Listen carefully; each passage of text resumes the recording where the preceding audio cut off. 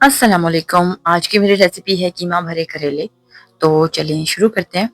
सबसे पहले हम एक बर्तन ले लेंगे और उसमें डाल देंगे पानी करेलों को उबालने के लिए, और उसमें मैंने डाल दिया था तकरीबन 2 चम्मच नमक। इससे ये है कि करेले जो हैं वो आपके कड़वे नहीं रहते हैं। ठीक है जी, करेले लेने हैं आपने गोल और छोटे साइज के।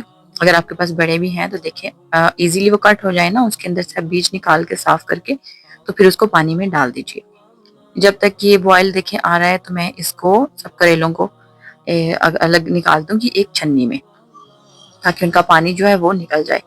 ठीक है, इसके बाद मैंने ले लिया था कीमा। कीमा मेरे पास तकरीबन था 1 kg। अच्छा, इसकी क्वांटिटी आप ऐसे देखेंगे कि जितने करेले हैं उसमें आसानी से जो भर जाए कीमा। ठीक है, उसमें मैंने डाला था मिर्च। मिर्च थी मेरे पास, सब्ज मिर्च, हल्दी और सूखा धनिया था, जो कि पाउडर नहीं था और साबुत भी नहीं था। थोड़ा सा मैंने उसको क्रश करके तो वो इसमें डाल दिया था, और पानी डाल के तो मैं इसको पकाऊंगी। फिर थोड़ी देर बाद मैंने जब देखा था तो ये गल चुका है, उसको हम निकाल के उसमें मैं डाल दूंगी ऑयल। और फिर एक बड़ा सा मैंने इसमें प्याज काट के डाल दिया था, और इसको हम अच्छे से भून लेंगे। अच्छा, एक साइड पे हम प्याजों को अच्छे से भून लेंगे और दूसरी साइड पे हम जो करेले हैं उनको फ्राई कर लेंगे। ठीक है जी। दूसरी साइड पे मैंने ले लिया था एक पैन, उसमें मैंने डाल दिया था ऑयल, और उसमें सारे करेले हम अपने फ्राई कर लेंगे।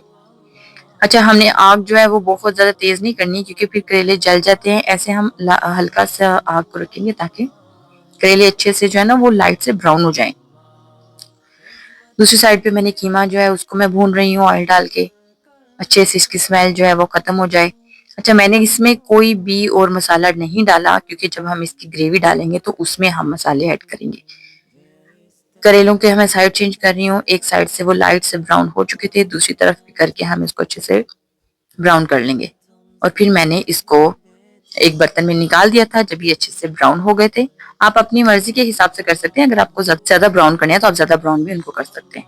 ठीक है जी, जब ये ब्राउन हो गए थे तो मैंने इसको एक अलग बर्तन में निकाल लिया था, और फिर हम अपने करेलों को जो भर लेंगे। देखिए जी, इसके अंदर अपने अपनी मर्जी के हिसाब से, अपनी पसंद के हिसाब से जो है इसमें मसाला डालना है। मुझे भर भर के करेले के अंदर पसंद है तो मैंने ज्यादा डाल दिया था। आपको अगर थोड़ा पसंद है तो आप इसमें थोड़ा भी डाल सकते हैं। मैंने तो सही इसको दबा दबा के तो इसमें डाल दिया था कीमा। अच्छा, अच्छे से जब मैंने इसको डाल दिया था तो फिर हम इसको बंद करेंगे।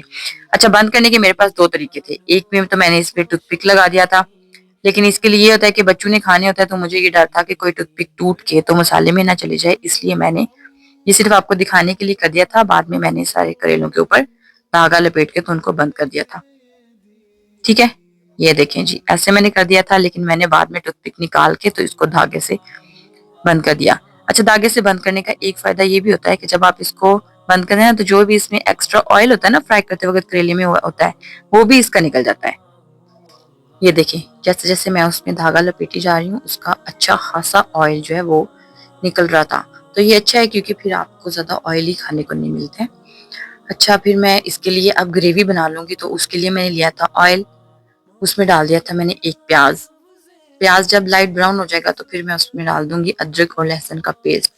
अच्छा, इसमें मेन जो टेस्ट है वो अदरक लहसुन या ऐसी चीजों का ही आता है। तो आप जब मसाला बनाते हैं तो उसको अच्छे से भून लें, उसमें अच्छे से जायके अपनी पसंद के हिसाब से भी ऐड कर सकते हैं, क्योंकि वैसे तो करेला जो है वो तो खाया नहीं जाता।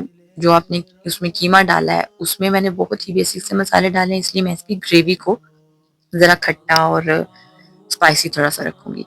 ठीक है जी, रोशनी मैंने थोड़ी ज्यादा की है ताकि आपको अच्छे से नजर आ जाए। फिर जब इसमें थोड़ी सा कच्चापन खत्म हो जाएगा उसका, लहसुन और अदरक का, तो फिर मैं डाल दूंगी इसमें टमाटर, और उसमें जाएंगे मसाले, जिसमें मेरे पास है नमक है, लाल मिर्च है, हल्दी है, जीरा पाउडर है और सूखे धनिए का पाउडर है। सारे मसाले ऐड करके अब मैं अच्छे से इसको भून लूंगी जब तक कि इसका ऑयल जो है वो सेपरेट नहीं हो जाता। फिर मैं इसमें डालूंगी जो कि मेन इसका इंग्रेडिएंट है, वो है इमली। इमली का पल्प। ठीक है, उसको इमली को मैंने थोड़ी देर के लिए गर्म पानी में भिगोया था, और फिर मैंने उसको छान लिया था और उसका पल्प निकाल लिया। अच्छा, ये ना हो कि आप बहुत ज्यादा क्वांटिटी में इसमें ऐड कर लें तो ये ज्यादा कड़वा हो जाए। मैंने सिर्फ तकरीबन इसमें 1 चम्मच डाला था। तो आप भी अपने देख लीजिए कि जितना आपके पास प्याज और टमाटर का मसाला है, आप 1 से 1.5 चम्मच भी कर सकते हैं, नहीं तो 1 चम्मच इनफ है। अच्छा, उसको अच्छे से भून लेंगे, और देखिए ऑयल जो है वो सेपरेट होने लग गया है। फिर मैं सारे करेले इसमें डाल दूंगी।